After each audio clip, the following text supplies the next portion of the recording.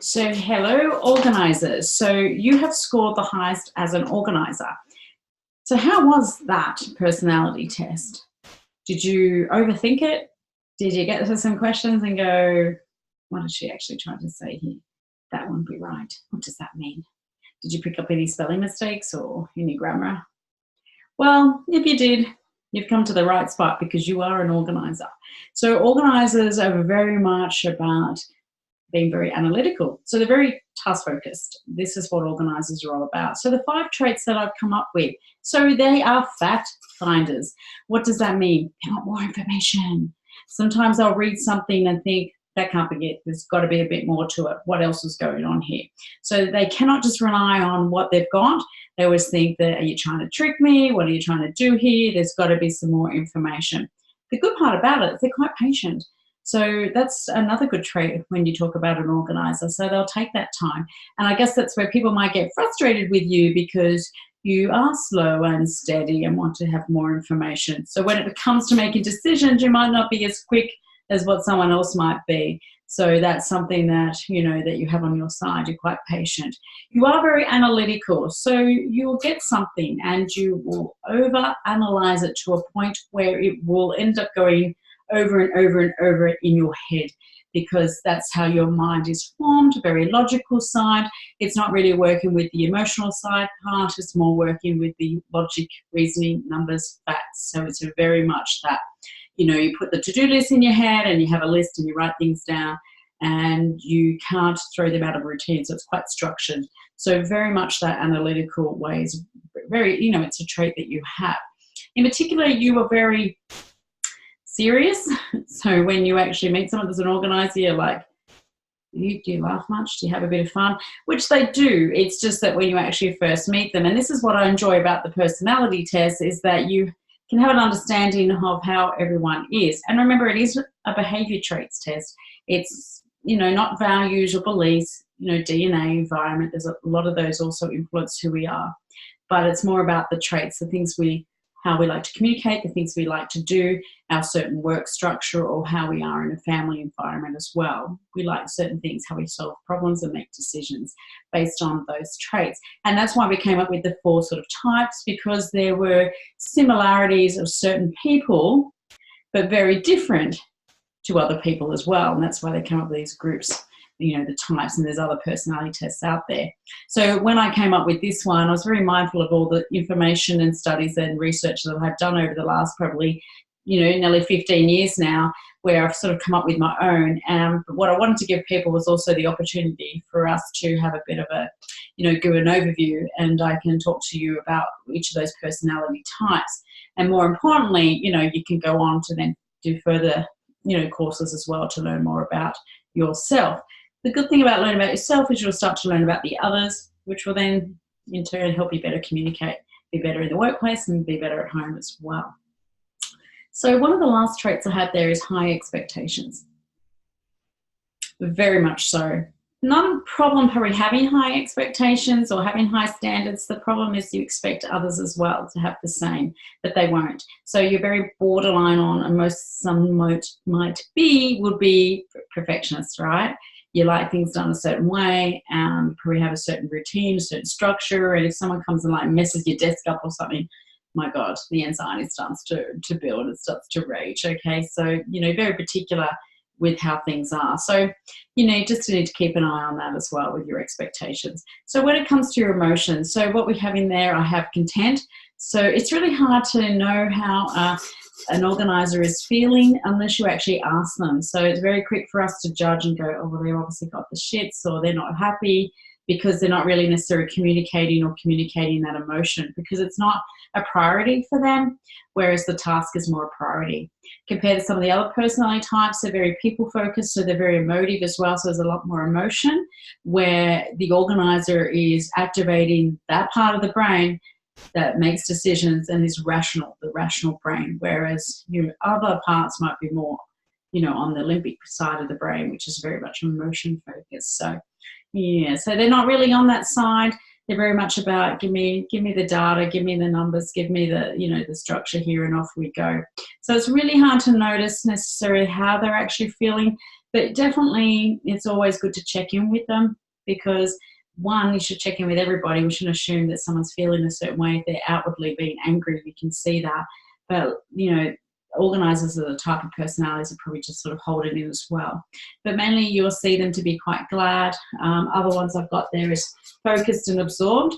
They very much are. When they get the task, they're pretty much into that as well. And I've got calm there because they do, nothing seems to rattle them. They seem to be the person that comes in and, you know, because they are quite serious and this is the task we've got to do. Let's get all the information, you know, and work towards that. So it's really good to see that in play. Couple of roadblocks. Now, I talk about roadblocks because to me, they might not be roadblocks to you as the organiser, but they may be to other types as well. So it's really important to just be aware of that. And this is why we do this. It's about self-awareness. You know, you need to really look inside yourself and see what's going on. And also, how is that impacting other people? And especially if you are in positions of leadership, you really need to know what other personalities you have around you, because it's easy for us to say, well, my way or the highway, but that's speaking from someone that's of another type, which I'll talk about in another video, where, you know, that's not always going to work for people. And you've got to see what the majority of people are. So obviously in society, we have probably the percentage, the last research numbers I checked, is about 11% of organisers, whereas your promoters, you have 17% of them. And then you've got your diplomats, which are very much on the, about probably nearly 70%. So majority of the world are the diplomats, which are very emotive sort of people, caring. We need that. We need the world to come together and have a hug every now and again. And then you've got these self-reliant people, which are really like, you know, 1%. Thank God. Otherwise we would be at war. But those type of personality types, you really, once you know what you've got in your team, or even in your family, you can work well with them. You know what to do. So back to roadblocks. So with organisers, they can be seen as picky because, once again, this is about their standards and their expectations. So if I work with an organiser, I can usually get frustrated with organisers and promoters do hit heads, because if you've got spelling mistakes and grammar, that's important to them. Time management is important. They usually will plan their day ahead, because remember, they're good planners, they have structure, they have a routine. So when those things start to get messy, which doesn't happen all the time, but when it starts to happen for them, their anxiety will increase. So if you are an organiser, you need to keep an eye on that, because you probably have a to-do list. Your to-do list probably gets too long.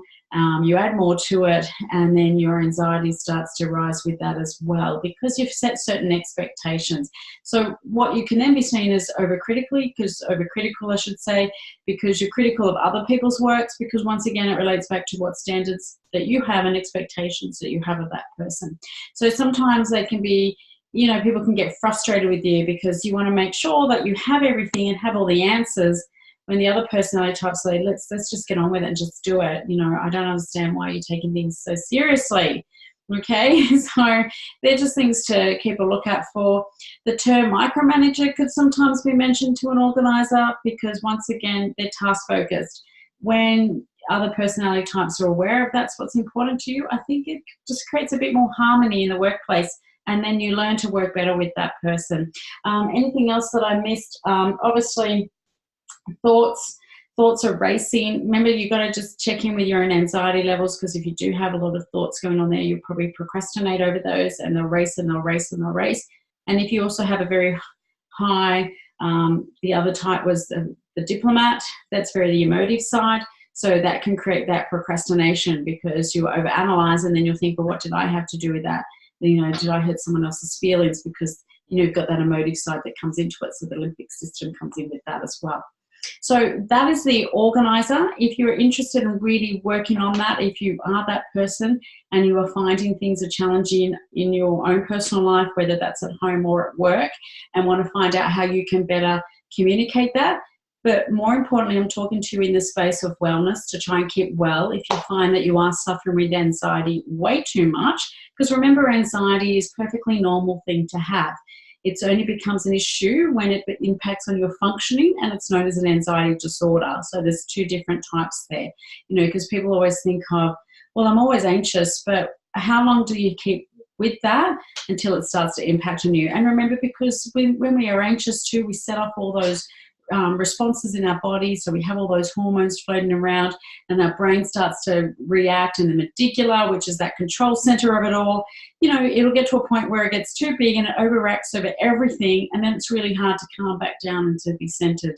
So if that sounds like you, then you might find some of the workshop modules that I have quite valuable. You know, just keep attuned to some of the videos that I'll send out, referring people to those. If you're interested, great. If you're not, I'm not here to try and, you know, win you in and hook you and say, right, do this. But I am in that space of trying to keep well and developing some skills. And especially if you are that manager in a workplace and you actually do want to improve your management skills, you know, you can also do some coaching stuff with me, and we can build that as well. So it's all different, lots of packages that I offer. So enjoy this overview. I hope it helped. All I can say to you, if you are an organizer and you have a to-do list, two things to take away from this video. Check your to-do list and check on your expectations. Don't expect too much. If we have very high expectations, and it's like if you had 4 things to do that day and you only got 2 of them done, you'll feel really bad and feel guilty because you didn't get them done and quite stressed over it. So maybe start off with 2, and if you get those 2 done, yeah, you've done a good thing. So hopefully you enjoyed that, and I'll catch you soon. Bye.